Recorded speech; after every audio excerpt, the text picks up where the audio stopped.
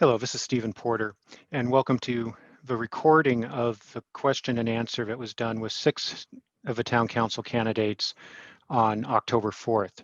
There was a technical issue at the very beginning of the meeting which corrupted the recording, so I need to provide a little initial information and then the recording will take up with the questions. Out of fairness to all candidates, we've excluded the opening statements from this recording since a number of their statements did not get captured. This evening, Greg Wilson will be moderating for us. The format will be a 2-minute opening statement, which unfortunately you won't see. 1-minute responses from each candidate to questions either submitted in advance or submitted during the actual event, and then a 2-minute closing statement. For legal reasons, this particular event was sponsored by my campaign committee, which is Stevan Porter for Herndon Council. That meets the campaign disclosure requirements. And with that, we'll go ahead and join the meeting recording with the first question. Thank you. All right, we're going to go back to the same order for the first question. We're going to do 1 minute to answer the question, and then we'll rotate the order one to the right on my screen so everybody gets a chance to start and finish. The first question I have here is from Kathleen Stack, who wrote in, I want to know which of the candidates is working on a plan to provide more affordable housing in the town. We're starting again with Sean. 1 minute, please. Sure. Thanks, Greg. I'm betting, or I'm hoping that all of the candidates are working on a plan to provide more affordable housing in the town. Probably 2 years ago now, we had a workshop on the Planning Commission with a real estate expert that talked about demographic trends. And then we had another one that was really just about affordable and workforce housing. Those two were fascinating sort of when taken together, and you really start to appreciate how there is a real missing middle to our housing, and really we're lacking in lower income housing as well. The other thing that I learned from that is that of all the levers that one might pull to influence types of housing, a town only has a few of them available. And I know we have zoning available, and when we did the South Eldon neighborhood plan, we put some mechanisms in place in that area to encourage property owners to create more workforce housing over there. I think that certainly is a lever that we need to pull more often on more projects as we move down the line. My understanding is we can't have our own housing authority to access federal money, and that means working through Fairfax counties. And that's something we have to take seriously and really use our weight and our moral weight as a town of 24,000 people. That's time, Sean. Thank you. Thank you. I'm going to be a little ruthless, but I'm a kind person underneath it all. All right, I appreciate it. Cesar. Thanks. Look, I've been here since 2007. And prior to that, I think the last joint affordable and senior living type housing was done with the county's partnership was the Harbor House, which my parents live at. Prior to this council, certainly with Mr. Dhakal and I and Signe Friedrichs and Vice Mayor Olam, the town had not picked up, the council had not picked up in the discussion of affordable housing, workforce housing. So this council, and I'm sure the people coming on support it. We're looking at a workforce housing project. We're going to continue to push for finding affordable housing projects in the future. There's opportunities for South Eldon for some workforce units. I'd like to see us also address the age in place concern I have with regards to the HPRB. And I'll go into that more if I have more time later. Thank you. Clark? Yeah, thank you.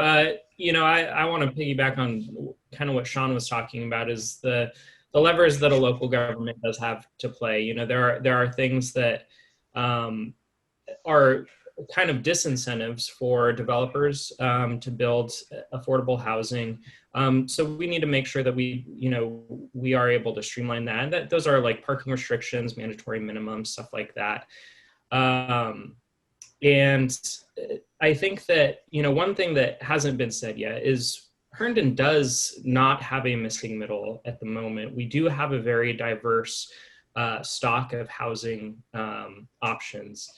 And, so I think that as we move forward, first, that we just have to acknowledge that Herndon is in a pretty good place in that regard.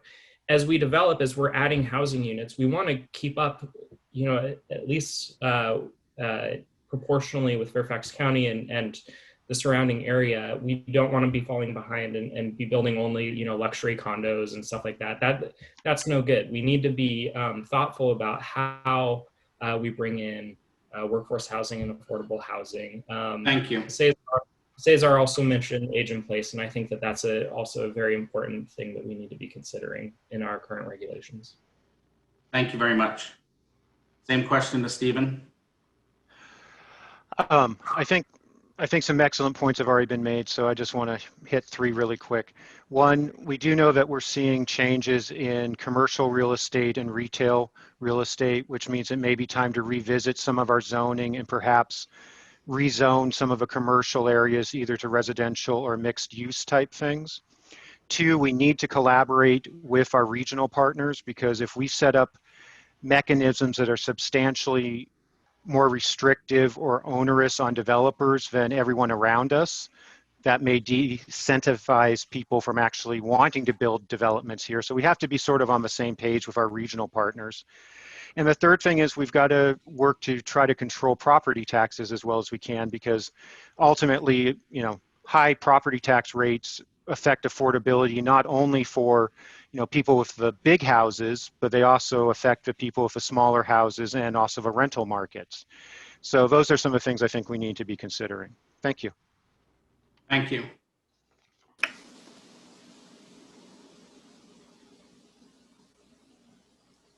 Same question to you, Signe. So a lot of the things have already been hit on, and I think we can all agree that there is a need for affordable housing in Herndon. The issue with Herndon is that it's already fairly densely settled and fairly well built out.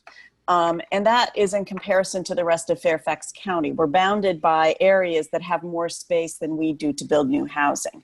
So the strategy that we're trying to use right now, and we have been working on this for the past couple of years, is to either build out in the area around the metro station, which has low-level office buildings that are ripe for redevelopment. And when a developer comes to us and says, I really want to redevelop and this is my plan, we can say, that's a little too much density, but if you build workforce housing here where people can get to metro, then we might allow you, that's one of the zoning tools that we're able to use.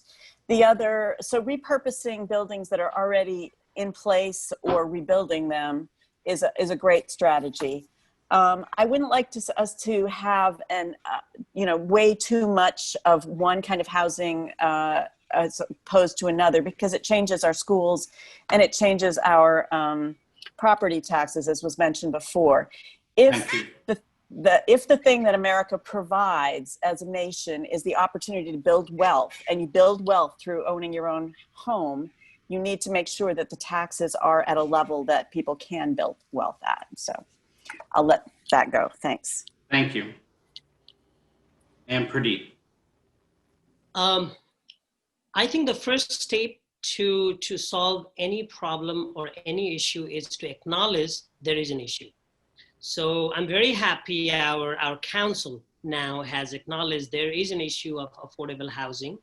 And that's the reason why, as Council Member Del Aguila rightly mentioned, we had the first ever, if I'm not mistaken,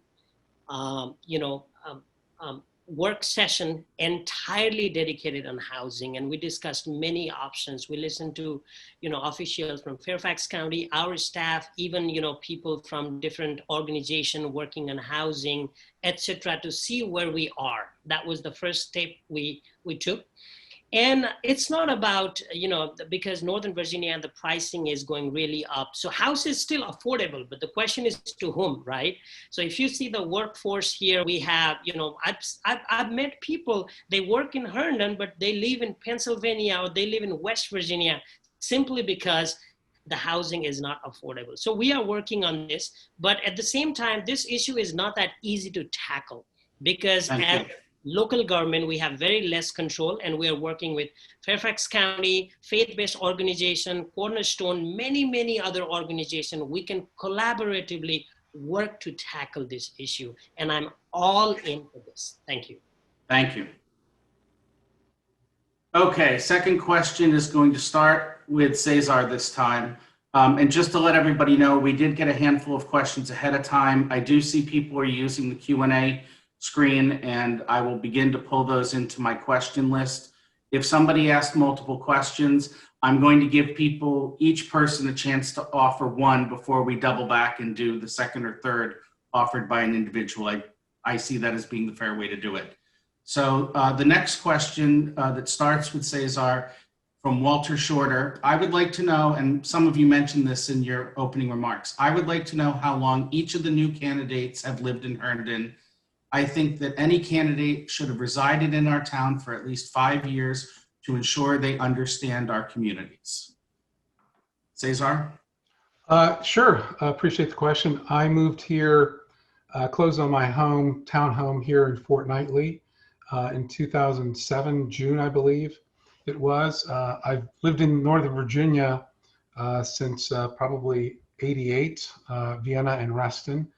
The thing that drove me to Herndon was running on the bike path and riding on the bike path, and I saw these really cool homes being built right off the bike path, and I was done. So, and I'd come to Friday Night Live a couple times. I really just liked, you know, the quaintness of the town and how it really felt. You know, I got to know it in terms of the restaurants, the businesses, and some of the up and coming offices that were, or companies that were moving here. So that was, that's been my experience with how long I've been here. Thank you. Clark? Yeah, I've lived in town since 2016 when my wife and I bought our home near the center of town. We've lived in the area since 2013. And yeah, I got involved right away. Been on the Board of Zoning Appeals for a few years now. I've been working on local government issues for a long time. I worked with the DC Attorney General's Office on land use issues way back in law school, and on communications issues with local governments for a while before that. I think that, you know, the thing that drew us here is because we were, you know, at a stage in life where we wanted to start a family, and so the community that was here was just, you know, I mentioned in my opening, so unique in Northern Virginia. It was that perfect mixture of affordable and a great small town community. That's why we chose here to settle down. So thank you. Thank you. Steven?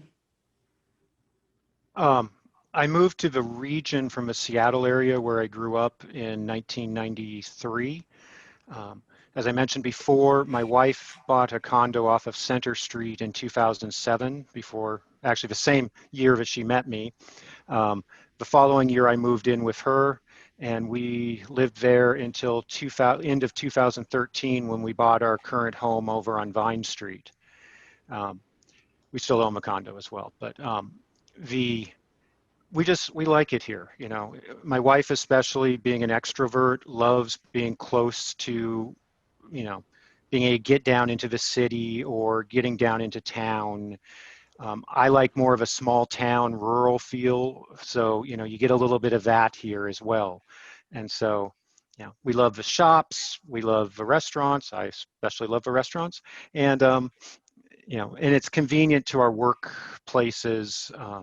Yeah. And so just it's a nice place to live. So thank you. Thank you. As I said earlier, I moved here in 1996 from Italy, but I'm originally from Massachusetts, which has a very similar town structure, which is probably what drew me to Herndon. And since I moved here, I have been involved in virtually every aspect of the town, from what used to be called the Town Square Singers, the Herndon Fortnightly Club, the Friday Night Live, the Chamber of Commerce, the Festival Committee, 2 Rotary clubs, and I was for a number of years the executive director of the various arts nonprofits in town, and that involved a lot of fundraising. So I spent a lot of time going to businesses and individuals. So I do have very deep social roots in Herndon now. Thank you. And Pradip. Well, I came to this country in 2006 as a student, and I got married to a lady who is Herndon High School graduate. So that's how I ended up coming here, because my in-laws were already here.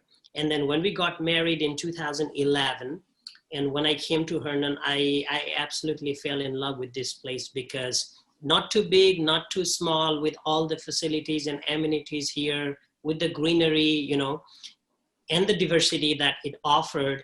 And then it was not that expensive either, you know, compared to many other places in Northern Virginia. So that's how I settled here in 2012. So it's been 8 years, and I absolutely love here. And by the way, thank you, Walter, for this question. He is a great gentleman. He is a great community supporter, you know, supporter of the Herndon Police as well. And, you know, I always see him around. So thank you. Thank you for the question, Walter. Thank you very much. Next question goes to Clark to start, from Meg Donnelly. What differentiates those of you? Hey, Greg. You Yeah. missed Sean. You didn't get to me because we rolled back over to the top. We needed to wrap around, and I didn't wrap around. That one's on me. Sean, please. Well, I ran over last time. Ann and I bought our home. We moved into Herndon in 1998, so we've been here a little while. And I cede my time to the chair. Very kind. I didn't even start the timer. All right, let's see if I can get better at this. Third question starts to Clark from Meg Donnelly. What differentiates those of you here from those not on the call? And there's a special note. Please note, I am a Herndon business owner, and while I currently reside in Reston, I should be closing on our Herndon townhome too close to the election to vote as a Herndon resident. Well, then welcome, and thank you for doing business in the town before you were living here. You've been paying taxes here, and we look forward to you living here and you know, being a full resident with all voting rights afforded to you. You know, it's just in the question. I think what differentiates from the folks not on the call is that they're not here tonight. I don't think I should speak for them on, you know, areas that we differ. I'll just say that, you know, I think that it is very important that we engage with the community as much as possible, to be able to hear from, you know, people what their interests are. And I think that whether that's through events like these or in the council, you know, knocking on doors. I know that both of the other candidates are knocking on doors. So I think that that's a primary importance is just engaging, whether we're on the council, campaigning for the council, or just involved in the community. Thanks. Thank you. Steven? Like Clark, I really can't comment on the other two candidates, why they are or not here. But for me personally, I think it's really important that we have a chance to hear from people and have an opportunity to discuss things and hear from the other candidates as well. Senator Mark Warner recently stated that an informed electorate is critical to our country. And so in order to be informed, to be an informed voter, you have to have exposure to the candidates, an opportunity to hear from them and compare and contrast them. And events like this, I just feel are very important. So I'll yield whatever time I have left as well. Thank you. Signe? I'm uncomfortable talking about the other candidates, especially since they're not here, which is the meaning for the question, although I do respect that it was asked. one thing that's different about me that's very pedantic is that I've been on council for almost 2 terms now. So I have a little bit of experience that a newer candidate might not have, which doesn't mean I'm better or worse. It just means that I maybe have a few more connections. I also like to work with other people. I like to treat other people with respect. And I think that's an important way to make sure that people with very wide ranging opinions get that information out there and are heard. So another thing that I've done that I don't think it hasn't gone as far as I wanted it to, but I initiated the roundtable with colleague Sheila Olam, and the community roundtables were intended to provide an opportunity, and did for for about almost a year, an opportunity for citizens to come and talk with council members one-on-one. So they had a lot more, well, it was a less stressful environment for people who were intimidated by the public hearings. Thanks. Thank you. Pradip? Well, like other candidates said, I cannot talk about the ones who are not here because I don't want to assume the reason why they're not here. But talking about the mayoral candidates, probably they were not invited, but I'm not sure. Maybe Steven will, explain that. But council candidates, I'm not sure, and I don't want to comment on that. But I can definitely tell you why I'm here. I'm here because I chose to be here, and I listen and I engage with the community interaction and events because I feel like, like I said before, we are not expert on everything. The ideas come through engagement, interaction. When you go and talk to the residents, that's where you find the ideas that you can actually make a plan tomorrow, right? And that happens only when you continuously seek for ideas, recommendations, issues, and then continuously engage with the conversation. So that's the reason why I'm here. Thank you. Thank you very much. Sean? The question reminds me of the saying that it takes all kinds to make a world. And I think probably our political process by its nature attracts extroverted people that want to go out and shake hands and kiss babies and do all those sorts of things. But to govern and to lead, or frankly to get any kind of work done, introverted people, thoughtful people, different kinds of people are needed to do that. And if other people have different ways of campaigning and running, I think that's probably a really good thing. And I know that whoever of us here is successful, when we go to manage and actually work, it's tremendously valuable to have different kinds of people who think differently, who work differently, coming together. And you can't be afraid of those differences. You have to embrace them so that together you make something better, right? So I hope our process allows people to do it in a different way, because I know that we need to do it in a different way once we all get there. Thank you. Cesar. Yeah, I definitely appreciate the question. So I think I'll answer it this way. We all have personal things that tug at us: family, parents, friends, relationships.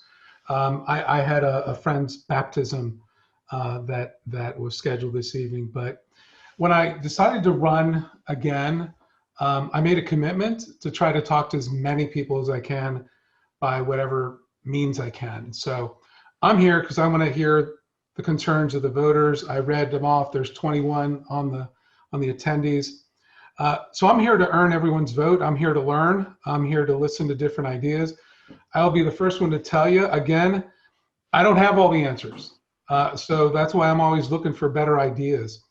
I think I'm from the Jack Welch school of CEOs. You surround yourself or find great people and you solve problems.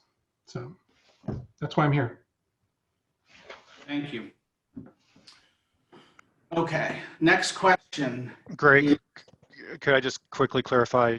Yes, please. Mayor candidates were not invited to this event, only council candidates were. So Sheila and Roland were not invited to this particular event. Good. Next question, which starts with Steven. And forgive me if I mispronounce your name, but I'm trying as best I can. Zoib. Currently, we have dual taxation of county and town. And even though there are so many things that town cover itself, our tax rate for county is same as the rest of the county. What are you going to do to reduce the tax burden on town residents without reducing the service? And how will you bring tax dollar from the county to the town? Well, first of all, I'm not sure how much we can reduce what Fairfax decides to charge, but we have to start by looking at our expenditures and what we prioritize as a community. Are there better ways to do something? Are there more cost-efficient ways of leveraging other aspects of our community, our businesses, our organizations, our residents, to help make things less expensive in terms of tax dollars? The other thing when it comes to the tax rates particularly is we have to look at what we actually have to spend and then set the tax rate accordingly. I've seen some local governments, not necessarily this one, get lazy, and they'll set the tax rate, and then regardless of what's happening with the assessments, they'll just allow the amount people are paying to keep going up regardless of what the actual spending is, and yay, they have a surplus, right? I think you have to, when you look at those spending priorities, figure out how much they're going to cost and then adjust the tax rates accordingly. Sometimes that may be up, sometimes that may be down, but it needs to be an honest and transparent process. Thank you.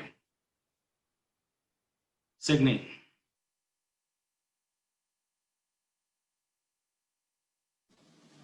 Sorry, I was enthralled with Steven's answer. The gentleman or gentlewoman raises an interesting question, and it's been asked a number of times. I know that about 60% of Fairfax counties, and this is a couple of years old, so I may be off, but about 60% of the revenues that Fairfax County collects go to the schools. And Herndon schools are not paid for specifically by Herndon residents. They're part of the county schools. So we can't mess with that. And I'm not honestly certain that, as Steven says, that we can, recover any. But what we have a tendency to do is use funding from the county for building roads and other forms of infrastructure. We get grants from them to do projects that we ordinarily would have to pay for out of our own pocket. So I sympathize with the question. It's always, since I realized it, always puzzled me and worried me. But and I do have a plan to reach out to the county to find out what exactly, if anything, we can do. But as I say, right now, everybody's revenues are incredibly short. And I'm not sure that we would be doing anybody any good by messing with the system during the COVID situation. But we will look into it, and I do appreciate the question. Thank you. Pradip? It's a great question, and this is the question that I have been asked also by the residents many times about the dual taxation that the town taxes us and then the county also taxes us. The question was even more about why do we pay taxes, in two places? What is Herndon doing different as well? And then I always answer them, about the snow removal. I answer them about the fall cleanup. I answer them about the police, a lot of things that we receive here as a community. But it's a genuine question, and at this time with the COVID hitting, and especially everybody's pocket is really shrinking, this is a great question. And also, how can we bring some of those funds back to our town is another question I always get as well. So again, different projects, as a grant, and bring some project and seek for counties partnership. For example, we just talked about affordable housing and workforce housing, right? We can definitely partner with county to bring those dollars here. They have penny fund as well, which is completely dedicated for, that goes from the taxes we pay, actually, that penny fund. So now we have to ask, give us some money, right? To start our, So thank you. Thank you. Sean? Sure. I suppose that whether we're dealing in a pandemic and this whole issue is really brought to a head with declining revenues and sort of stable or rising means. But even in a regular year, I think as an elected official, as a steward of the town and the town's money, I think we owe it to the voters to spend money wisely. And probably that means that, every year, every third years, that we really look at the town's budget with fresh eyes and ask ourselves in these different areas, are we doing it better than, are we using money efficiently? And are there things that in essence we could give back to the county, because candidly, they can do them more efficiently than we can. There's some things that we do tremendously efficiently and well that I wouldn't, want to change. But if there are things that they can do better than we can, and we can give them back in terms of what we're allowed to do as a town, we should think about giving them back. Thank you. You're welcome. Cesar. I appreciate the question, and I promised early on I would tell people what they needed to hear versus what I think you want to hear. Taxes are the price we pay for living in a civilized society. None of us, I don't think, on a town are on well water. None of us live off of gravel roads. I know of a couple people that churn their own butter.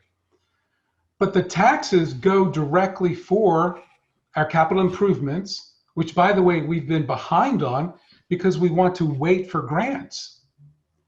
We had, over the last 10 years, and I'll put it back to 20 years, of pretty conservative but upward economic growth.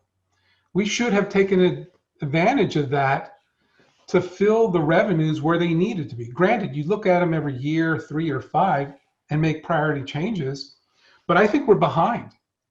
I think we're behind in allocating the priorities that we need to adjust for the change that is coming. We know Metro was coming for 30 years. I don't think we're quite ready for it. And I'm over time and I'll stop.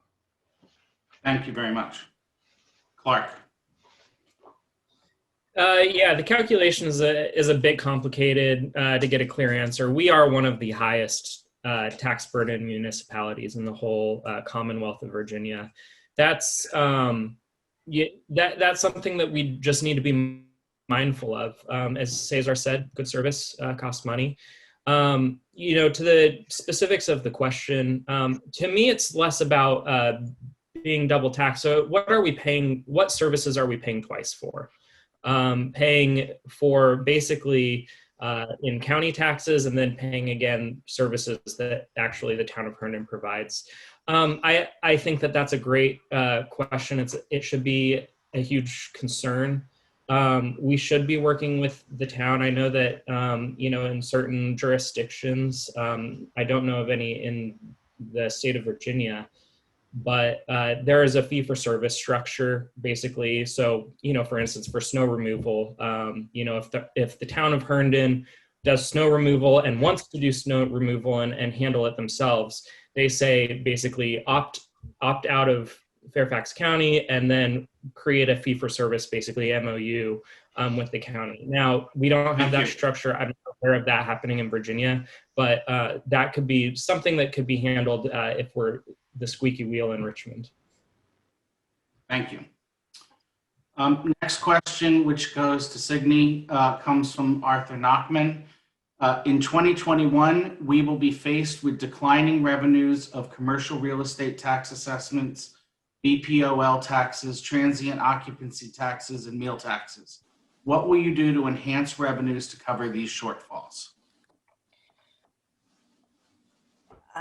Enhance revenues, I'm not sure. And at this point, we're not positive what the shortfalls will be, but the point is well taken. I've been sitting in on some calls with economists who are saying that right now, we're not really seeing the effects of the downturn that COVID has caused, and that those will continue to reverberate for quite some time. I don't anticipate raising taxes. I don't see any likelihood that taxes would be possible, that we would be able to raise revenues from any other places, because we don't have services that we can provide that we can increase the cost of. For example, the community center, we're not really allowing enough people in, so we're going to lose revenues on that. It's a tough one. We might have to lay people off. Something like 6% of public employees have been laid off in the U.S. in the past few months. So it's a huge downturn, and that might be a place we'd have to do it. Or raising prices for services, as has been mentioned before, things like sewer, water, and other kinds of trash removal. But let's wait until we see what we actually have in terms of revenue before we raise fees.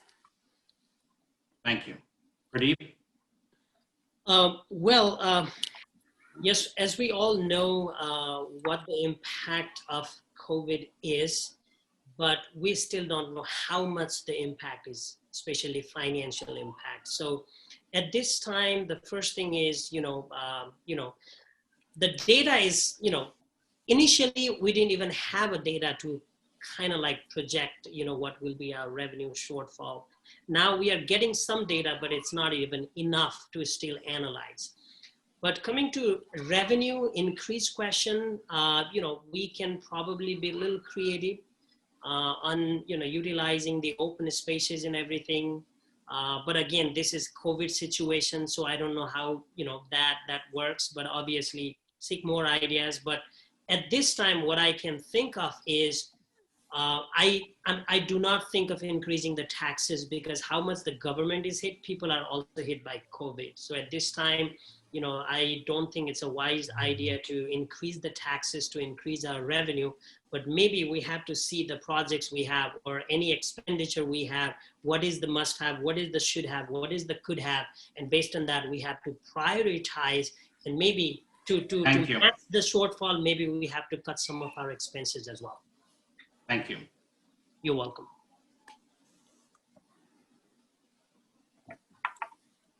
Sean, unmute, please. Sure. So I'm not surprised this question came from Arthur Nachman. He knows Northern Virginia, the demographics here and the economy here, as well as just about anyone. And the question is spot on. Of the categories listed in the question, the town council can't do a whole lot about most of them. You almost focus on the question of meals taxes and start thinking, man, what else can we do to keep restaurants running through the winter? This council is not going to come in until January, and winter will be part of the way over. But outdoor dining has been tremendously successful for several restaurants, for many restaurants, and it's something that we probably should look at.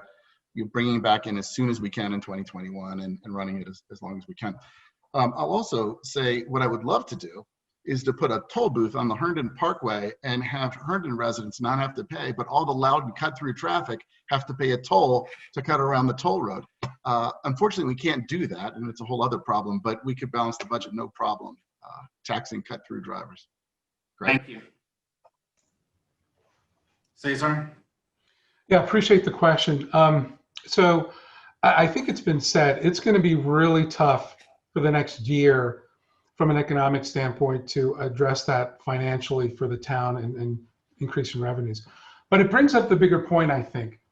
Strategically, over the last 10 or 20 years, there's been this notion that we can't raise revenues or we shouldn't raise revenues. Well, revenues aren't just for capital improvement projects. They're to fund the increasing resources of the services that we provide that aren't going down year over year. We're in a hole there. Recycling, we need to fund that. All these other things, quite frankly, could have been funded with a very modest increase from 1 year or the next 3 years, or skip a year. I think it was an example of this real quick. We refinanced some debt for the general fund to increase about $700K of operating expenses. We kicked that down the road. We shouldn't be refinancing our home just so we can pay the operation expenses. We had 2 months of reserves for the operating expenses. That should have never been allowed to happen. Thank you. Clark? Yeah, this is an incredibly difficult question. I don't think that now is a good time to be raising any significant tax rates because, folks, whether they're small businesses, commercially zoned property owners, or homeowners, everybody is under strain right now. And like I mentioned in the last question, we already have an incredibly high tax burden in the area. To Cesar's point, I think that, there are some things, some infrastructure things that we're kind of behind the 8 ball on, getting water into town for new housing units that we need to be that we're going to be building with Metro. That's going to be clean. That's infrastructure that probably should have been built out years ago, and the cost of water is increasing. So clean drinking water, that sort of thing. And so making those fees commensurate with the cost, to the degree that the cost is going up, I think that that's something that we have to do. But really, where the delta is cutting our expenses and trying to do that, trying to find efficiencies in our operating budget. Thank you. And last word is to Stevan. I think most of the key points have already been addressed. Obviously, we can take a look at spending and expenditures. Raising taxes in this particular economic environment is probably not a good idea and could actually be counterproductive. So we can look at what services does the town provide that actually generate revenue? And can we get those back online in a safe way as soon as possible? For example, the tennis bubble. Sounds sort of silly, but the tennis bubble brings in about $100,000 a year from what I understand. Can we get that back in functioning safely with COVID? The other thing is, how do we, BPOL, restaurant meals tax, transient occupancy tax, all those things require healthy running businesses and especially restaurants in this case. So how can we extend policies that we have put in place to help those businesses survive in the current environment and, change, modify, and bring them forward to not only help them survive, but thrive? Because if they're doing well, then those revenue streams start to get better again and hopefully start to get better sooner. So those are my thoughts. Thank you. Finally, getting to some of the questions that were typed in. I've just finished the list of those that came in ahead of time. And we have about 10 or so, 11 questions on here. So we'll try to move through them as rapidly as possible given the time we have here today. Next question is from Chuck Phipps. How will you approach the current downtown development plan? Will you move to implement the current plan as rapidly as possible, or would you plan to adjust or eliminate the current development plan? First response goes to Pradip.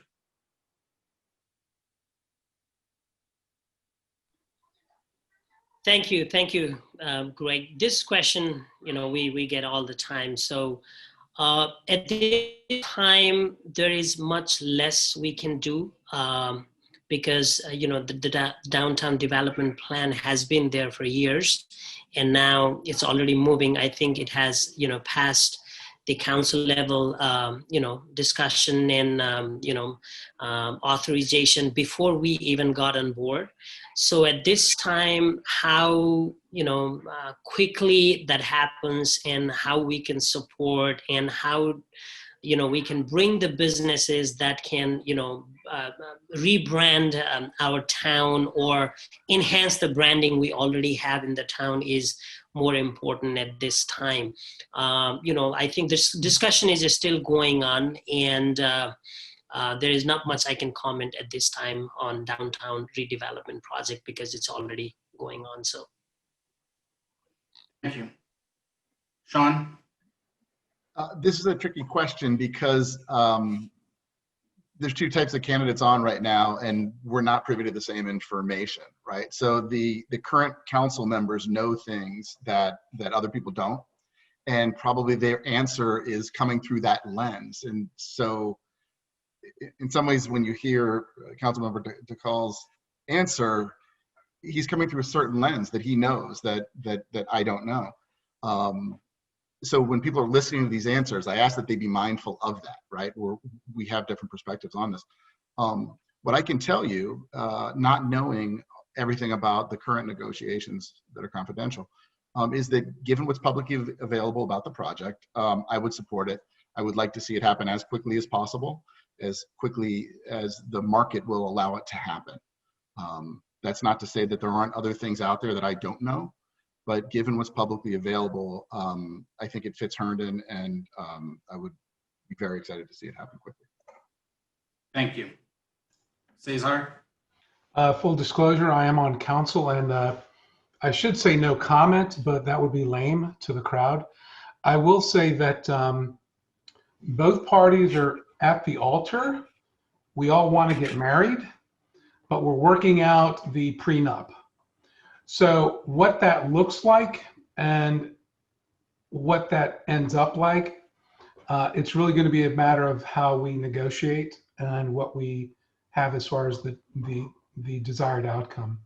I will tell you, we all want this to take place, but it has to make sense, certainly financially, but within the spirit of what most town residents want. And I think that's all I should say on it. But I'm on the side that we definitely want it, but we want this done responsibly. Thank you. Clark? Yeah, well, I'm not on the council, so I can say whatever I want.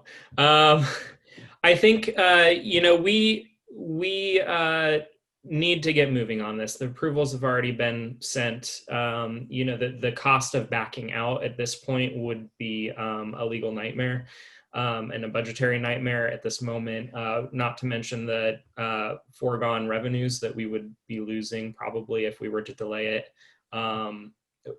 unnaturally beyond what we've already been waiting for. I will say that, for the historic downtown, we need to be mindful in future development of lessons learned from this experience, how long it's going to take for these sorts of developments to take place. We also need to bind ourselves to, as a town, to a cohesive idea of what the downtown should look like. And we need to definitely be adhere to that so that we don't end up with sort of a hodgepodge of, 90s, 2000s, 2010s, 2020s sort of development and architecture. We have a historic downtown that's unique. We need to keep that. That's what we can, as the council and as residents, that's what we can control. Thank you. So, yeah. Steven?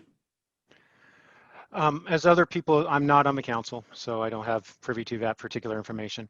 But as other people have said, I think, this has been something that's been going on, has been debated, challenged, everything else for years.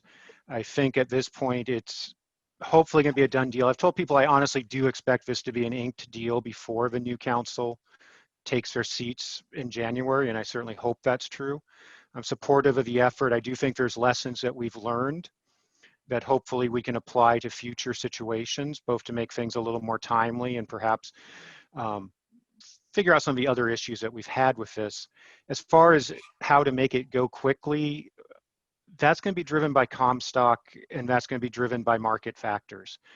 Comstock wants to get this done as quickly as possible as well once the deal is signed, obviously because, land that doesn't have tenants doesn't bring in money.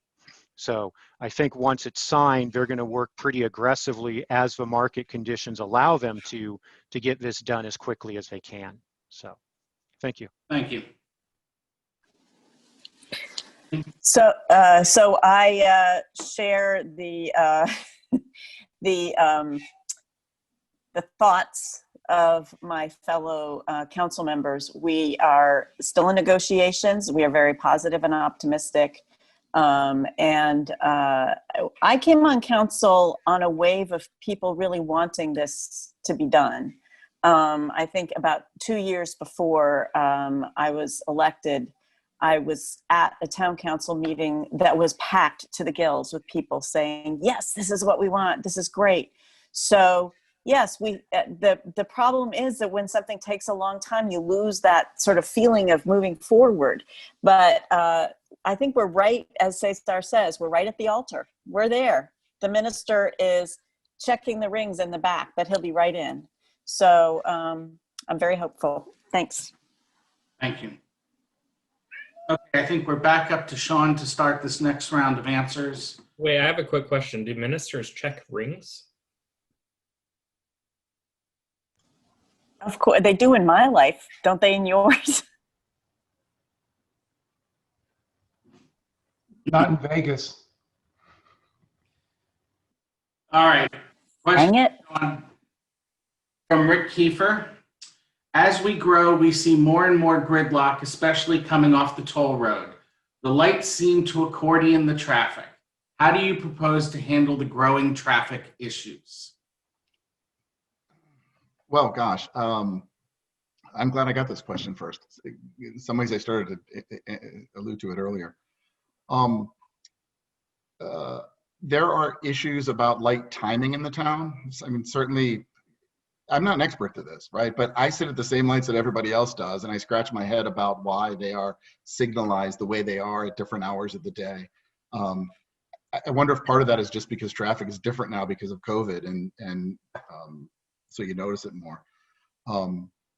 So there probably are things we can do about signalization, but the fundamental problem about traffic in our town is cut through traffic from Loudoun County and Points West to Reston and Fairfax and those places.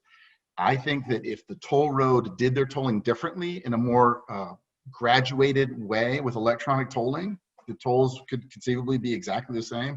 But if they were in smaller increments, people wouldn't try to get around the main toll plaza and cut through Herndon to do that. The traffic in the southwest part of town is appalling because of that, not because of anybody in Herndon. So I do think that we as a town need to take our political weight to Richmond, to the State Corporation Commission, to the people that run the Greenway, to the House of Delegates, and put pressure there to change the way the Greenway is run. Unfortunately, the operating agreement, the 10-year operating agreement, was renewed just last year, and it's going to be hard to change, but it's something that's worth doing. Thank you. Cesar. So I do like Sean's response from a strategic perspective. There are some things long-term that we can address. Short-term, operationally, tactically, I actually looked at this as far as some traffic calming solutions. And I think there were about 500 to 700K for lights, and just talk about Eldon, from once you get off of the County Parkway, coming into town on Eldon, all the way down towards South Eldon. I think to automate or upgrade or synchronize those with some type of AI, artificial intelligence, it was about that much money. Question is, do we want to prioritize that as a budget item? What do we cut in lieu of that? Or where do we find revenues to pay for that? These are the types of things that I think the next council has to do. This council for 2 years did not have that level of strategic planning session. And hats off to the vice mayor for trying to get that done. We never got that off the ground. I'm going to insist that the new mayor go ahead and plan those strategic retreats to get these types of things on the books. Thank you. Clark? Yeah, short of getting a time capsule and telling them to, build the buildings farther apart down Eldon Street. Yeah, I think that probably the the thing that we can do besides the signaling and the AI, which I think are great ideas and that, you know, might be worth prioritizing, is really, you know, working with the folks who run the Greenway and the toll road, and trying to find a solution that works for Herndon. That is the main traffic concern, is people cutting through, going between Loudoun and Fairfax County. And it is driven by inequitable tolls that sort of ratchet up the farther out you go into Loudoun. So I think that, I said it earlier, squeaky wheel gets the grease. I think that, you know, this is something that we just keep on needing to go to all the authorities, whether it's our folks in Richmond, going to Loudoun County, going to Fairfax County, going to the folks who run the toll roads, just really working with everybody and just say, this is a problem for us. You cannot continue to ignore it. This is a problem for us. Yeah. Steven? I think probably most of the points have been made pretty well. Sean, Cesar, Clark. We have to, if we want to try to do much on this, it's going to require collaborating and possibly trying to strong arm as much as our small little town can strong arm some of the bigger players in the region and at the state level. There's very few tools that we have as a town to address this directly, as far as the dumping traffic out of Loudoun and things like that. In terms of the traffic, you know, there's a reason why traffic consulting engineers make really, really good money, because it is a tricky process. I think it may be worth exploring some of those options that Cesar and others have mentioned. I would probably hold off until Metro and some of that got built out a little bit more, so that we can actually see what those traffic impacts and those traffic patterns will be, or else we'll just get in a situation where we'll have to redo a study in fairly close proximity, and they are not cheap to do if they're done well. So those are my thoughts. Thank you. Singh? I don't think I can add all that much to what's already been said. I do think that internally traffic is a tight issue. I don't know that that's not people from Herndon, because I see some of the same license plates all the time. So I think continuing to improve our multimodal transportation, public transportation, bike paths and walking paths, will at least make it easier for Herndon residents to get to Metro and to get to other places. The cut through traffic, you know, all the other solutions have been discussed and I think are worth looking into. So thank you. Thank you. Pradip? Thank you. I wish it had one size fits all solution, but I think it's more like, you know, looking into different solutions. So I'll give you some points here just to think, you know, that's why we are investing more on the alternatives, which is walkable town, bikeable town, and even remote working has already, you know, mitigated some of the traffic issues. So that would be a future as well, because I had 2 cars, I have 1 now, right? So the time is teaching us here, multimodal transportation, making sure the light timing is more efficient. Maybe we can consider some one way, you know, Eldon and Locust, Monroe and Station, you know, we definitely can see those options as well. And I completely agree with the Green Bay problem, you know, the company from Australia. I don't know how much revenue they are taking from us here, but I think it's time to really, you know, get the public sentiment and knock the doors at Richmond. And, you know, the biggest issue is the big toll right there, and people want to avoid. People working in Herndon and Reston are not taking a Greenway because they want to. But if it is more like a proportionate, you know, type of, the charges, then probably people would take that road, and that would also help to mitigate the situation here. So it's not one size fit all, but, you know, we have to explore different options, and I completely agree. Thank you. Good, thank you. Next question starts to Cesar. Kind of a combination question. How can the town promote more outdoor dining choices, and can anything be done to improve the condition of the Pine Center? Great question. So the town council this year extended the ability for outdoor dining to anyone that applied. We thought that was critical in terms of maintaining those businesses functioning and getting revenue in the doors.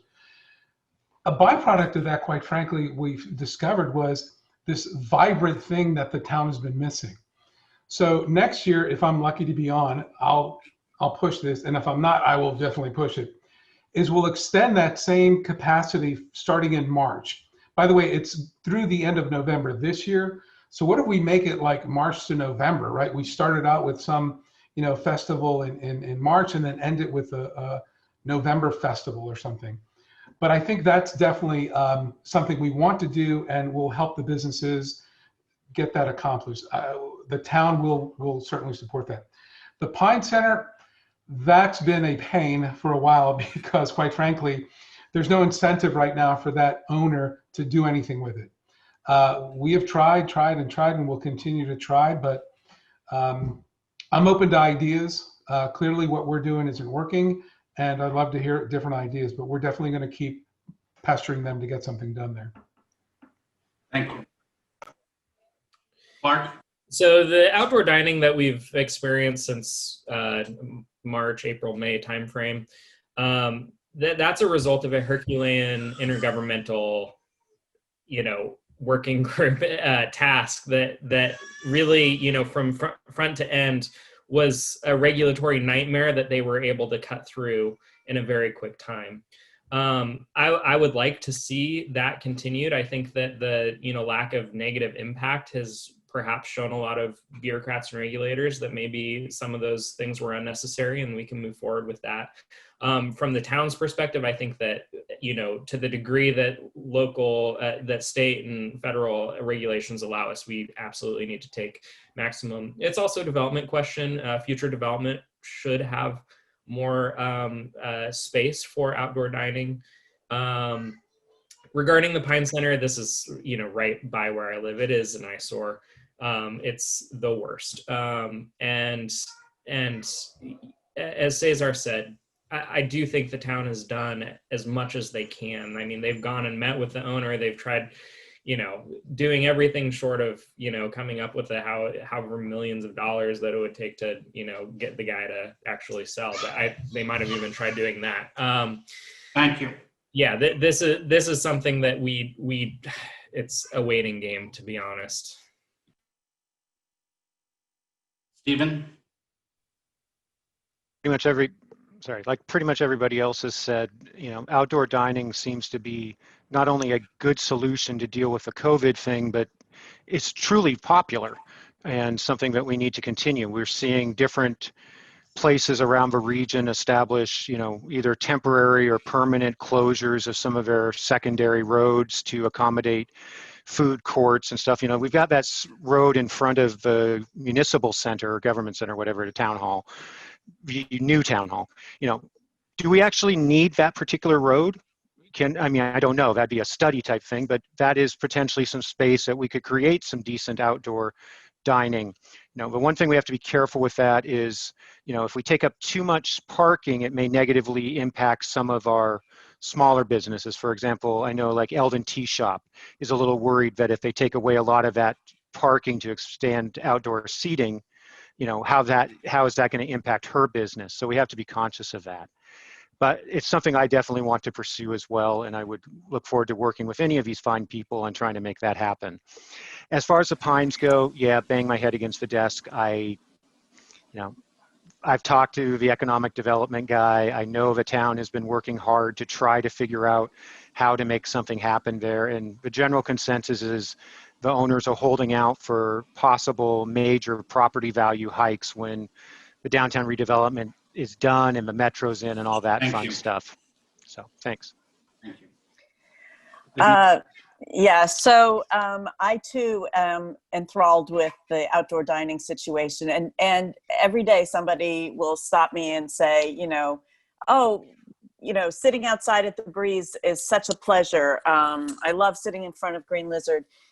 And you can see people greeting each other and so forth. The reason that it was not allowed in the past is because that we have essentially sold those parking spaces to the businesses, and they pay a fee every year. I mean, they paid initial fee of like $15,000 per space.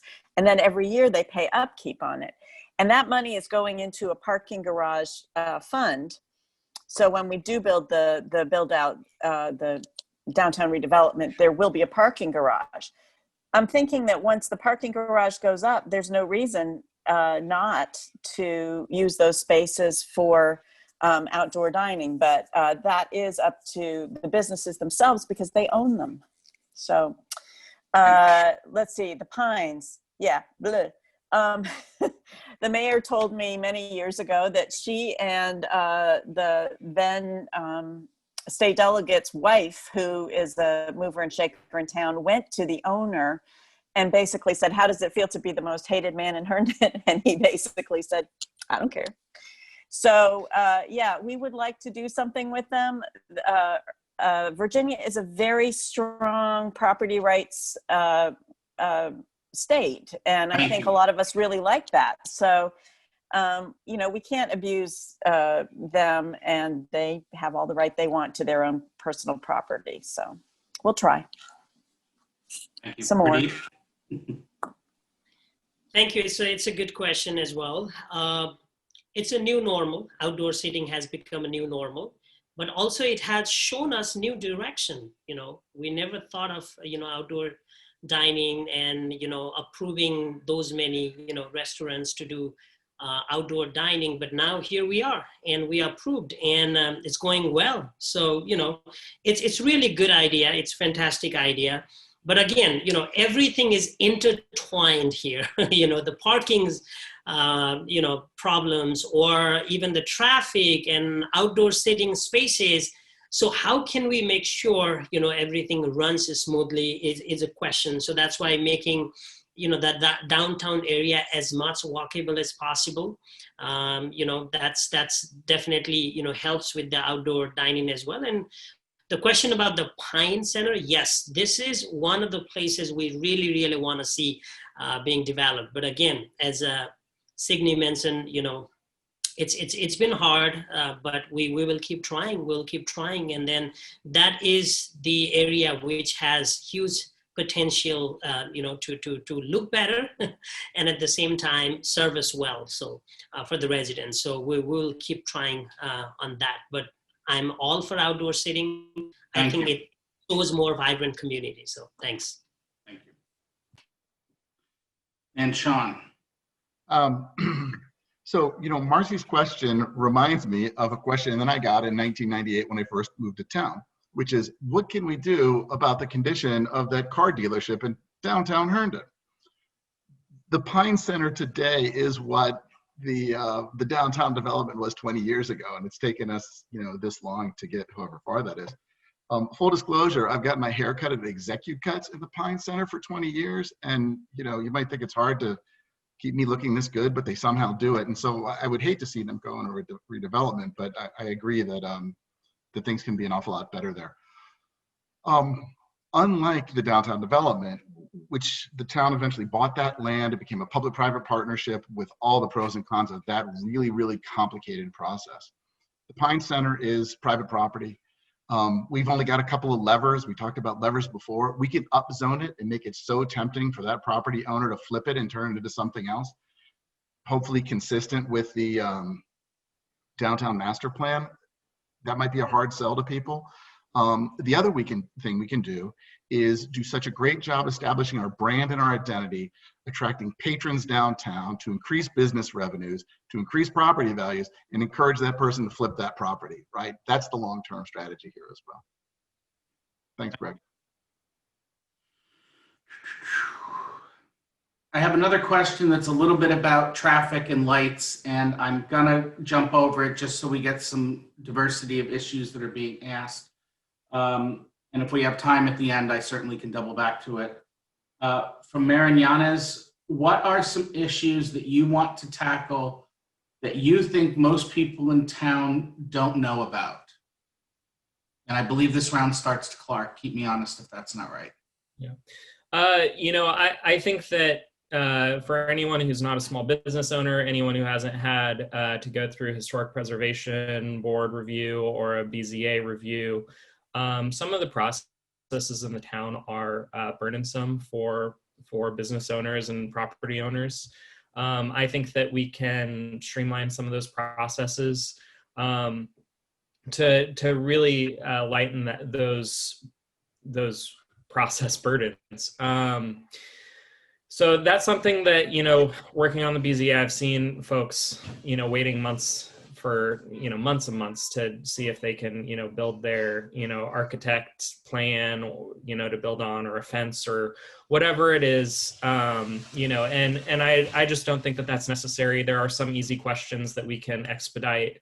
And I think that it would take someone, you know, taking a real focus on it and really a red pen and seeing how we can get through that process. So that's something I want to do, business licensing, BZA, Herndon Preservation Board processes. Thank you. Steven? I'm just going to basically say ditto to everything Clark just said on those things. I think those are all very important. A lot of people don't realize until they're into them how difficult a lot of our processes can be, especially, I would say, the historic board stuff and also our businesses. It's very hard for new businesses to understand how to get set up and thrive in this town. And the other thing, though, I think, and this is more about, you know, Cesar and his strategic type planning, is we haven't necessarily been looking well enough at our long-term infrastructure things. I don't think people realize how critical some of those are going to get and how fast they're going to get critical. I was talking to Mr. Ashton recently, and he was pointing out that we're actually expected to hit our sewage capacity pretty soon.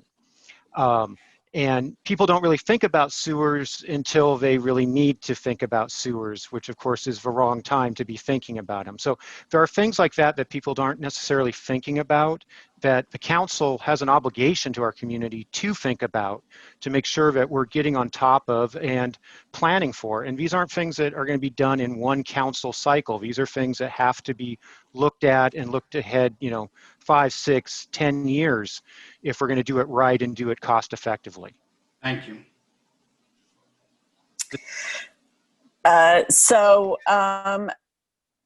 One thing that I think I would like people to understand better is that they live in a town. And I've been thinking about this a lot lately, because when you go door to door and chat with people, and you realize how little they seem to aware of anything that's happening in the town, it's somewhat frustrating, because you are spending all your time thinking about sewer or water or undergrounding of utilities or you know, redeveloping the downtown. And a good portion of our citizens aren't really aware of what's going on. I know that our website, the town website, is a significant way for people to know what's going on in the town, but it's very underutilized. So I know I'm approaching this question from a different direction, but I would really like to see the fact that we are a very transparent town be more obvious, you know, have people use the things that we've put out there for them more. And so I think the communications issue that we have needs to be pounded on again and again and again. We're getting better and better all the time, but I really do think that this is an area where we could make a lot of changes, and those changes would benefit people a lot. Thank you. So that's my answer. Pradip? Thank you. Thank you. This is an interesting question. Thank you, Meron. I just met her this afternoon. We're talking. I love this question. So a few things. I completely agree with my fellow candidates here. Updating the outdated or not so relevant, ordinances or laws, we have to change that. We have to make it more relevant. For example, HPRB itself, right? Another one is helping the small businesses. I completely agree, because if I want to open businesses, the processes may not be that easy to follow. So we want to, and I was actually talking to Fairfax County Economic Development Authority to bring them here to provide some training. So what goes in county, what goes in town, how do you start your businesses? If you want to start business from your home, how do you do that? I was talking to actually our business development manager, and he was talking to FCDEA, but COVID happened, and that we could not do it, but we will definitely continue that. Another one, I agree with Signe, our data, our web, our URL has to be more updated so people can get the information they are looking for. Another one people may not, they know, but they have not seen is the diversity. The diversity we have, but we have not celebrated the diversity. When you go to the downtown, do you see people from different background and races coming there and celebrating together? Maybe not. As much as, we have a majority minority town, but we don't see that celebration. So how about, having a Bollywood song or Spanish song or Arabic song in Friday Night Live? How about, opening a multicultural committee where people from different races come together and share ideas? That's what I think we have to start doing. Thank you. Thank you. Sean. I think I'd almost want to pick up where Pradip left off. When my kids were at Herndon Elementary School, I remember a flyer coming home that said something like the primary language spoken in the homes of the 800 or so kids at Herndon Elementary. There was something like 70 or 80 primary languages spoken there, right? I mean, Pradip says it's majority minority. Even that majority minority is amazingly diverse, right? As I sit on Planning Commission, I can't tell you how many times that an applicant has come up that doesn't speak strong English, and they have to have a friend maybe there with them to translate. And frankly, probably we should have a mechanism to have translation, not just into Spanish, but for many languages, to make it much easier for people to come up to a town council meeting, to a planning commission meeting, and speak their piece. So my answer to this question is, I'm kind of concerned that not enough people know that they can come and engage with us, because we're not really making it easy enough for them to do that. Thank you. Cesar? Yeah, I appreciate the question. I think everyone's talking about the same thing here. We got to change, right? We got to provide a foundation that change happens easily. But I think at the high level, I'd like to propose a brand awareness for Herndon. Like, why would anyone come here? Why would a developer want to develop here? Why would a business want to come here? Why would a family want to come to Herndon? The It's On thing, I kind of get it, but it doesn't really grab me. Herndon doesn't really have a brand. And in order to make the awareness happen, we need that brand to really define who we are today. We're very different today than we were 10, 20 years ago. So I'd like to initiate that sort of rebranding initiative, because I think it goes forward with some of this more strategic things. How do we lure the right businesses, the right investors, and things like that to the town? Thank you. And I think that completes this cycle. Moving on to the next question, correct? Good. So from Ian McDonald, for new candidates, how many town council meetings or committee meetings have you attended? For candidates being reelected, how many sessions have you missed, and what committees do you participate in? So this, I believe, starts with Stevan. I'm not an incumbent. I don't sit on any of the town boards or commissions. I have, however, since early February, attended every single town council work session and public hearing. I think it's important to get plugged in as much as you can to that process, so that if the voters do trust me with their vote and I am elected, that I'm able to hit the ground somewhat running. Obviously, I don't have access to the executive sessions or things like that, so I'd be a little bit behind, but I think by attending these very, very consistently, it puts me in a better place to hit the ground running than if I was coming in cold in January. Thank you. I am an incumbent. To my knowledge, I haven't missed any meetings this year or last year, but I have missed some in previous years. I have, and in fact, the year before I got on council, I attended almost every meeting. I sit on a number of committees. I sit on the Grant Oversight Committee, which when staff has developed an idea, I and a couple of other people from different commissions, like the Planning Commission, will look over the project and kind of consider whether or not we think it's beneficial to the community. The most important one I sit on is the Fairfax County Economic Development Commission, which is an advisory committee chaired by John Faust and attended by all of the supervisors in Fairfax County. And we discuss what's going on countywide. And it's a good way for me to be in the know of what funding opportunities are available and what technical things are available. I also, Thank you. Okay. Thank you. There's more. Yeah. Pretty. Thank you. This gives a perspective that how, you know, our constituents are watching us. This is my first term. I'm an incumbent. So in my last 2 years, if I'm not mistaken, I have missed one meeting as I was sick. That time we were not doing virtual meeting. It was in person.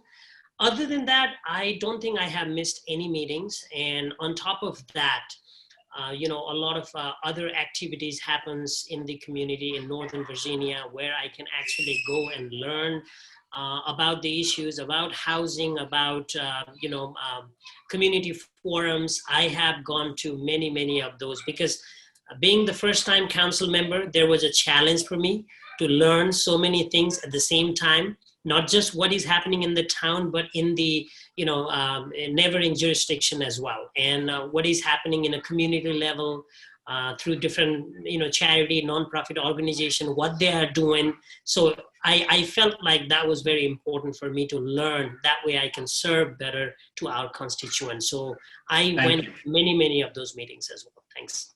Thank you. Sean? Right, so I'm not on the town council, and I probably watch, you know, a quarter of the meetings, I would think, generally online. I rarely go in person. I am on the Planning Commission. I've been there for 8 years, and I would say on average I miss 1 or 1.5. But between the 12 public hearings, 12 work sessions a year, I probably miss 1.5 a year, just as work or personal things, you know, take me away. I think that's fairly typical. In addition, I was on the committee, an economic development committee years ago that did some analysis and then really recommended that the town have an economic development officer. I was on a brand committee that was the origin of the It's On logo that Cesar mentioned the other day. And I was on the committee that designed the stone monuments at the places where the roads enter the town. So I've been pretty involved over the years in an increasing way. Greg? Thank you. Cesar? And I apologize if I got this wrong, but I think in 2 years I've missed 1 work session and 1 public hearing. But again, I apologize if I'm incorrect on that. I know I'm not the perfect one. I think that's either Signe or Pradip. They've taken the perfect attendance record, and I'm definitely not the person that missed the most. I'll just say that. I'm also on the, I chair the PBAC committee, the Bicycle Pedestrian Advisory Committee. I love that. I think it's, I just love being part of making Herndon more walkable and bike friendly. I also volunteer as a reserve deputy sheriff for the Fairfax County Sheriff's Office. So I do give time back in providing a safe place for kids that have parents that have restraining orders against them. So look, like all of us here, we love this community and we want to get back to it. So thank you. Thank you. Clark. Yeah, I just want to quickly plug all council meetings, all public council meetings are recorded. I've probably watched half of them over the last few years. I usually try to look at the agenda first to see if it's too boring, to be honest. But you know, if there's an issue that looks interesting, to sort of whether it's zoning, which is sort of my wheelhouse on these issues, I'll usually watch through. I would encourage anybody, any citizen, to go back and watch. Since they've gone online, I don't remember exactly when I started attending them online, but over the past few months, I know that I've only not watched one live, and then I went back and watched it later. Attended it live. On the BZA, I have not missed any of our meetings, so yeah. Thank you. Last question, and then we'll move to closing remarks. And I believe this one starts with you, Signe, from Wallace Angel or Wallace on. After going through the long drawn-out process of building a house in Herndon 2 years ago, how do we streamline the approval and permitting process in order to encourage development in the town? As can be seen by projects that take years to get off the ground because of drawn-out approvals, we end up discouraging and chasing away businesses because of our inefficient processes. So that's a good question. I'm not sure if you want me to talk about houses or business particularly, but one of the things that I've asked the staff to do, and I know they've been sidelined by the COVID, is to come up with a step-by-step manual of the things that you have to do, how you do them, and what the process is. And we can certainly streamline that, but until we actually have that flow chart, it's hard to do that.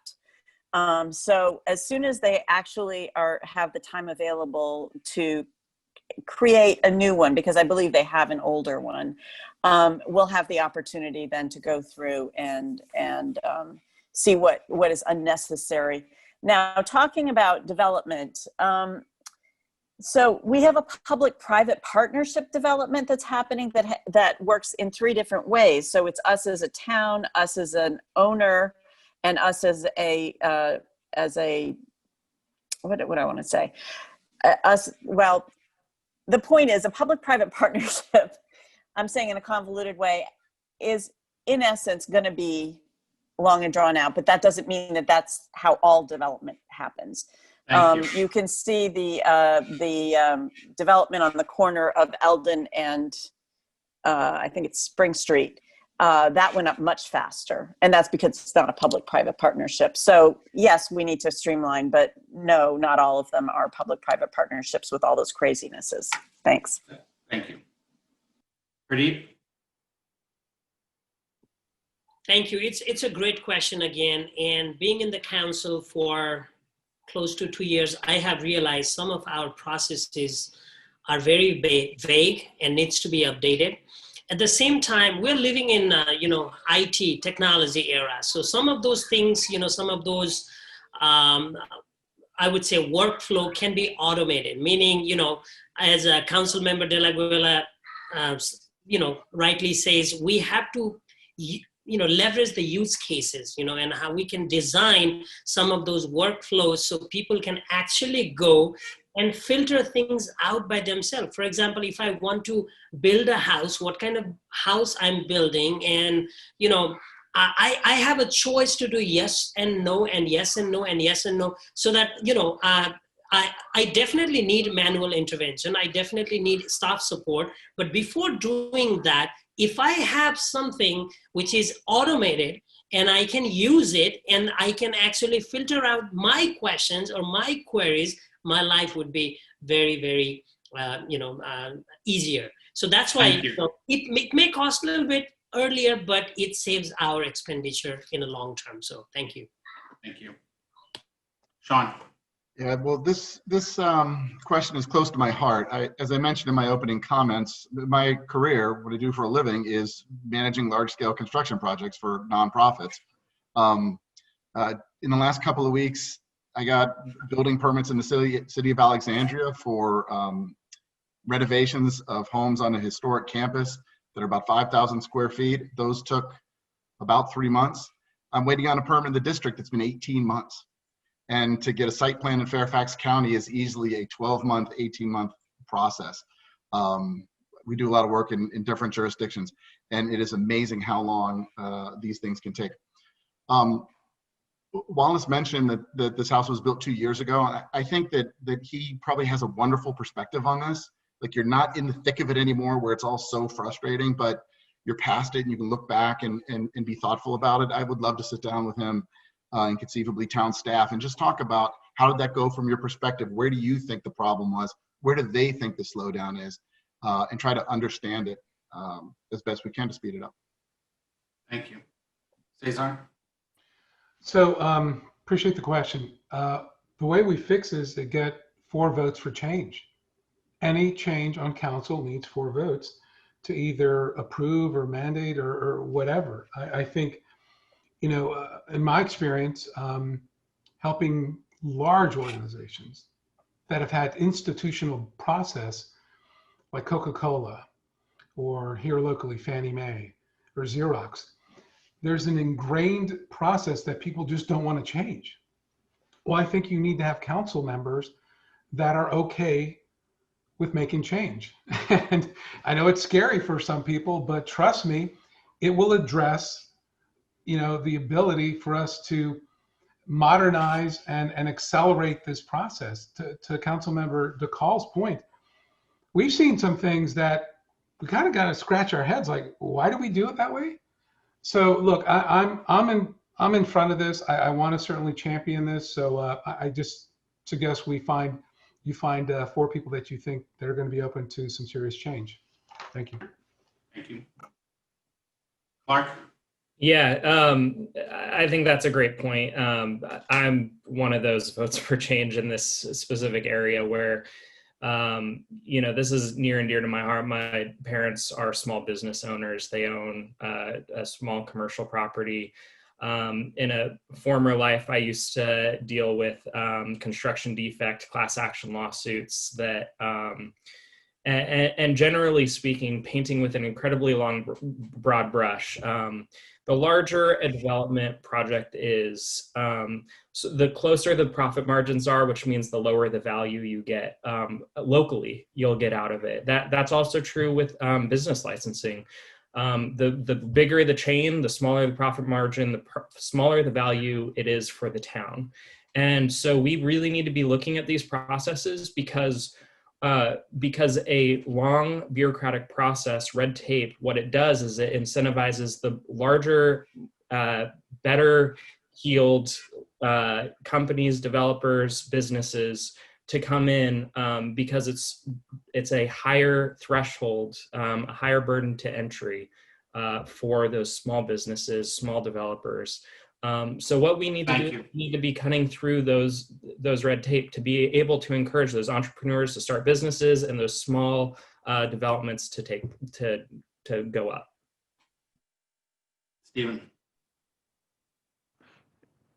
I'm definitely also one of those sort of change type people. I'm very oriented towards, you know, small government, minimal government, trying to understand how to make processes as clean as they are or can be. And, you know, in one thing, I'm not on the zoning, I'm not on the planning, I'm commission right now, I'm not on council. I'm actually approaching this with completely clean eyes. That, you know, I don't have a vested interest in the established process at all. I want to find what's going to work best for our residents, our communities, organizations, our businesses, which means getting together with them, as someone's already suggested. Talk to the people who have gone through this pain. Take a look at other jurisdictions around that are possibly doing this better than we are, and I'm sure there are some, and finding solutions that will work. As I said in my HCTV interview, I think, you know, we need to find solutions. If that means going with the tried and true methods, great. But a lot of times it's going to mean finding new and innovative approaches that meet the new demands of our current reality. So thank you. Thank you. And I've gone all the way around on that one, I believe, which brings us to the end of the questions. I think Steven pointed out earlier that All the questions will be available, even some of the ones that we didn't get to because there were multiple questions from people, will be available to all the candidates that are on this Zoom, and they can respond as required on those. So just given the time we have, we want to give enough time for everyone to give a 2-minute closing remarks. We're going to do it in reverse order, which means Pradip is up first to give 2 minutes. Get your props ready, everybody. It's your 2 minutes, Pradip. All right, thank you, Greg. It's been a wonderful session today. It's great to engage with the candidates and also with our constituents, and knowing the problem and understanding some of the solutions as well. And we have started great initiative, and definitely I am seeking for your vote to continue that. Whether it's inclusion, I already talked about diversity. I already talked about, maybe a need of having a multicultural committee that can actually do some work in celebration of this diversity. Transparency, talking to people, seeking ideas, and making everything live stream so people can actually watch what is going on. Maybe we have to start using our town's social media network to actually start live streaming our work session and public session on top of TV. Another thing is, we will continue to push for affordable housing and workforce housing as much as we can, because we need that. And we will continue to work with the county to bring that budget here. We just started the discussion and we already have some solution. Who thought about, the Residence Inn was so suitable for workforce housing. Now, at least we are starting the planning now. So as long as we wish for something, we will always get the solution, and we have to keep our mind open for that. And I'm the candidate who will always keep the mind open, to learn the new things, as well as to sometimes kick the status quo and actually start doing something completely fresh as well. So I seek for your vote November 3. Remember, Pradip Dhakal. And thank you all for joining this call. It's been wonderful. Thank you. Appreciate it. Thank you. Signe? So I also, I did not thank Greg and Steven at the beginning, which I should have. This is a great opportunity that you both have provided, and I deeply appreciate it. I've also really enjoyed listening to and in a sense conversing with the other candidates, because I've learned a lot from your concerns and your approach. As I said, my focus is mainly on making sure that we communicate well with our constituents, making sure we give them opportunities to communicate back with us. I hope that we will, as a council, continue a careful financial plan. We have a AAA bond rating, which I don't want us to lose. And I think with the knowledge that I see here, we won't lose it, and it's going to be, onward and upward after, we will have to recover from COVID, but I think the expertise and the approaches that we see here today are really going to help us. I have experience on the council, but I also am very interested in some of the other approaches I have been hearing. I too am hoping for change and willing to fight for change. But as I say, I don't want to throw the baby out with the bathwater. So let's keep what's good, but let's move forward. The town manager has told me that he has streamlined and used not artificial intelligence. He's used electronic means to make life easier for developers who are building in the town.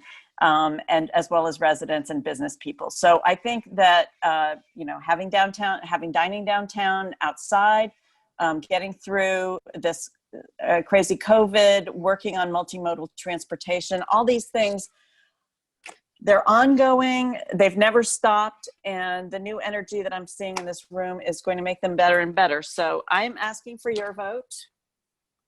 And also, please vote for anyone else in this room who you think will support Herndon keeping it great and also moving toward the future. Thanks. Thank you. Steven? Well, first of all, I want to thank Greg for volunteering to help us with this, and all the candidates for joining. Obviously, this type of event is meaningless unless we have diverse viewpoints and people sharing.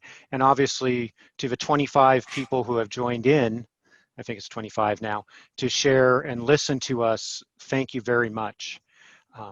Ultimately, I truly do believe it's about coming together through our diverse residents, businesses, organizations, and the government to discuss things actively, to find solutions, and then to engage as much of our community as we can in actually implementing those solutions, because that gives a sense of ownership. That gives a sense of pride. And that's how a small town works. And so I'm really excited about the possibilities. I love the different ideas here. That's pretty much the number one reason I chose to run, is I really wanted to make sure that we got diverse viewpoints going on the council, so that not only do we reach the right decisions, but we figure out the best way to get to those. Everybody agrees we got to fill the potholes, as Mr. Ashton likes to say, but there are different ways of filling the potholes, and there are consequences to those different ways. And having different viewpoints that can look at those so that we make the best decision is, I think, key to our future successes as a town. Again, just thank you. Like everyone else, I'm hoping for your vote. And I hope you'll check me out at www.porterforherndon.com. And I will be displaying a slide at the end of this that has contact information for all 6 candidates. So thank you again, and hope you have a wonderful evening. Thank you. Clark? Hi, yeah, there's 2 reasons why my family moved to Herndon and why we really love it. And it's the same 2 reasons why I'm running for town council. First, we were drawn by the diversity of the town. When my grandfather came to America, he was living on a dirt floor. It was Section 8 housing before Section 8 housing existed. He built himself up. My parents were a biracial couple before that. That was widely acceptable throughout the United States. And they built themselves up running a small business. And, it's so unique to be able to find a community so rich in diversity here that we have here. As Sean mentioned earlier, dozens and dozens of different languages being spoken at home in one very small town.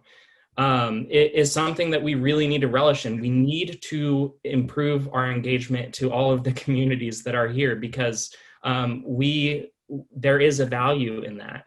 And the other thing is the small town. We came here because I grew up in a small town. My wife grew up in a small town. When we moved to Virginia, that's where we wanted to set roots down, in a small town. There's not many of those in Northern Virginia that are as quaint as we have it here. I want us we're going to be developing, we're going to be changing, but we need to keep what makes us unique. We need to be mindful of that as that growth, as that development happens. And so that's what a vote for me would be for more engagement, being more mindful of our past, of what we have as we grow. And so please, November 3rd or earlier, please vote for me, Clark Hedrick, Herndon Town Council. Thank you. Cesar? Yeah, again, to the folks, Greg and Steve, thanks for coordinating this. And to the folks that tuned in, thank you for your time. I asked for your vote because I think, I like to focus on the town's future through strategic thinking. And I will challenge the institutional ways of doing things. I like to quote, and the other candidates have heard me, Jack Welch. It's never the entity organization that's the biggest, the richest, with the most people. It's the ones that are able to adapt to the changes around them, changing markets, economics, challenges.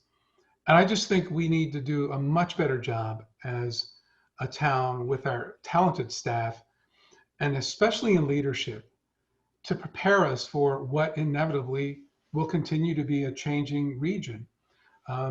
Remember, we're Northern Virginia. We sit next to the only airport with any expansion capacity left on the East Coast, in between two metro stations. We're behind the ball when it comes to a lot of the investments and the capital improvements and a lot of our development efforts.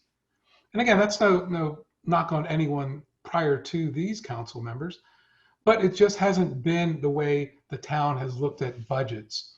It's like you look at one budget cycle and then you're on to the next budget. We have got to change that. We have got to be allocating budget cycles 5, 10, potentially 20 years out. So I ask for your vote from that perspective. And I also want you to keep in mind too, I'd like to also represent the folks that don't have the luxury of time to attend all these meetings.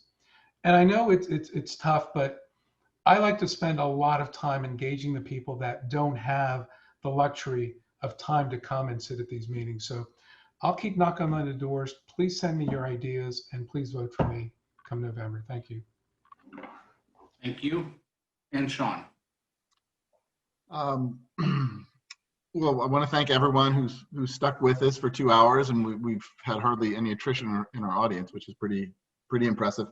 If you have a question for me, info@Regan for Herndon, please email and I will respond. I love hearing opinions, especially ones that are different from mine.